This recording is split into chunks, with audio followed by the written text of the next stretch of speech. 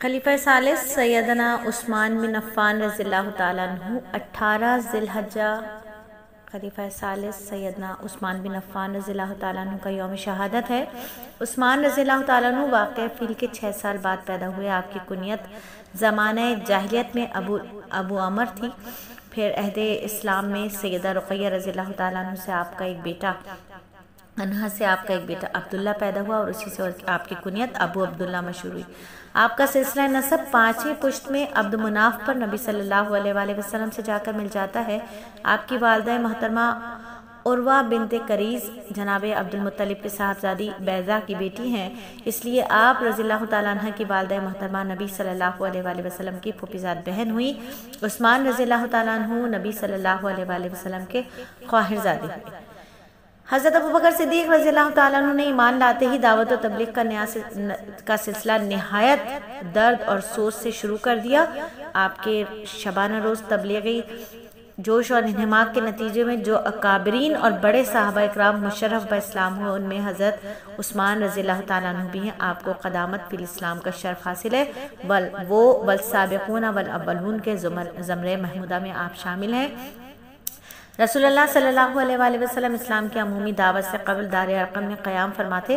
حضرت عثمان رضی اللہ تعالیٰ عنہ آپ کے ساتھ اس قیام دار ارقم میں بھی پہلے اسلام لے آئے تھے۔ آپ خود فرماتے میں اسلام قبول کرنے والوں میں 4تھے نمبر پر ہوں۔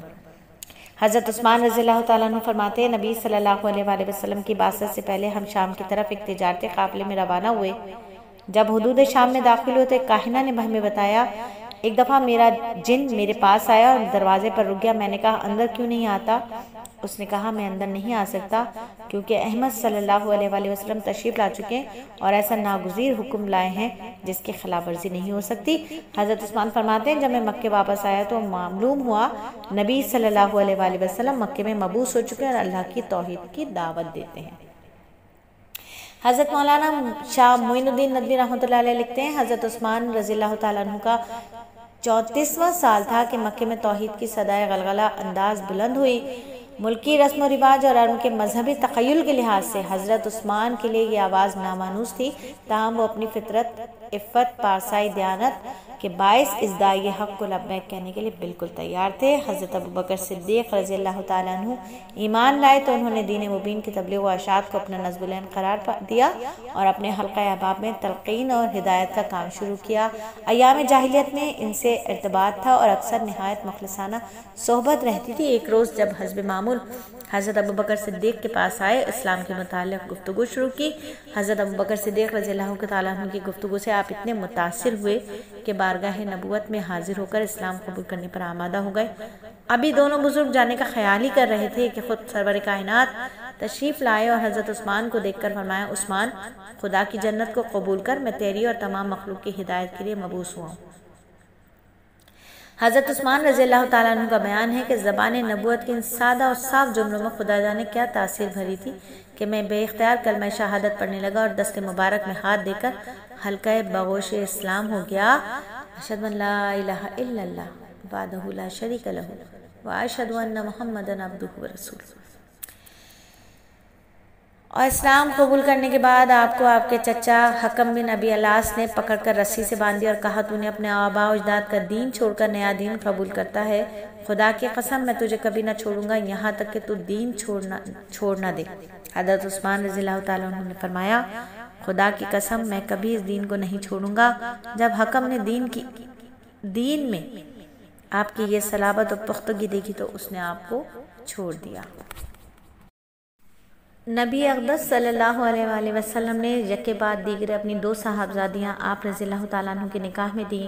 آپ رضی اللہ تعالیٰ عنہ اپنی اہلیہ سیدہ رقیہ رضی اللہ تعالیٰ عنہ کے ہمراہ 2 ہجرتوں حبشہ و مدینہ کی فضیلت سے مشرف ہوئے اور 2 ہجری میں غزوہ بدر کے وقت آپ کی اہلیہ حضرت رقیہ بیمار ہو گئی تھی۔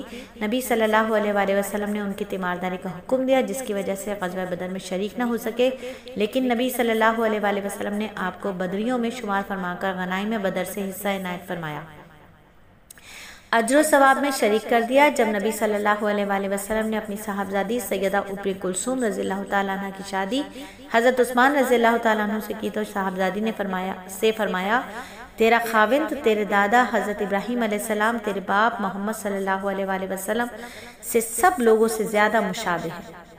اس ارشاد سے معلوم ہوتا ہے کہ آپ عالی مقام سیدنا عثمان رضی اللہ تعالیٰ عنہ حسن و جمال کا پیکر تھے۔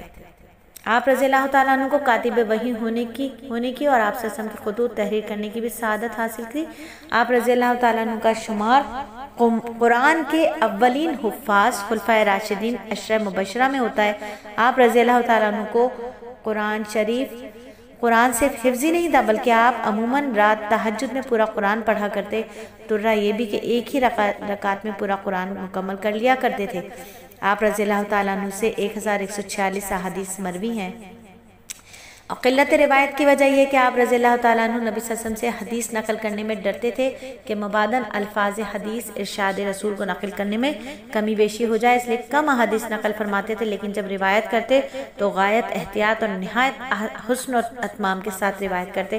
اور آج امت کا یہ حال ہے کہ ہر بات سنی سنائی بات کو حدیث بنا کر آگے بتا دیتی ہے، کچھ نہیں سوچتی کہ یہ واقعی حدیث مستند ہے نہیں ہے، کئی من گھڑت تو نہیں ہے، کچھ نہیں پتا، بس ہر چیز کو حدیث بنا کر آگے بڑھا دیتے۔ تو سوشل میڈیا کے اس دور میں اس کام سے بہت احتیاط کرنی ہے کہ ہر جگہ سے کوئی بھی لفظ اٹھا کر حدیث نہ بنا دیں اس کو۔ حضرت عمر فاروق رضی اللہ تعالیٰ عنہ نے اپنے آخری اوقات میں 6 حضرات حضرت عثمان، حضرت علی، حضرت عبد الرحمن بن عوف، حضرت طلحہ بن عبید اللہ، حضرت زبیر بن عوام، حضرت سعد بن ابی وقاص کے حق میں فرمایا تھا کہ ان میں سے جس شخص پر اتفاق ہو اس کو خلیفہ منتخب کر لیں، لیکن یہ فیصلہ 3 دن کے اندر کیا جائے۔ تو ان حضرات نے باہم گفتگو شنید کے بعد حضرت عثمان رضی اللہ تعالیٰ عنہ کو بغیر کسی اختلاف کے منصب خلافت کے لیے منتخب کر لیا، اور باقی حضرات نے حضرت عثمان رضی اللہ تعالیٰ عنہ کے ہاتھ پر بیعت خلافت کر لی، اور اس طرح حضرت عثمان رضی اللہ تعالیٰ عنہ اسلام کے تیسرے خلیفہ راشد قرار پائے۔ اور اس موقع پر حضرت عبداللہ بن مسعود رضی اللہ تعالیٰ عنہ نے خطاب کرتے ہوئے فرمایا، ہم نے اپنی جماعت میں سے فائق اور بہترین شخصیت کے انتخاب میں کوئی کوتاہی نہیں کی، بس ہم سب میں امیر المومنین عثمان رضی اللہ تعالیٰ عنہ کی بیعت کی۔ اے مخاطبین، تم بھی عثمان رضی اللہ تعالیٰ عنہ کی بیعت کر لو۔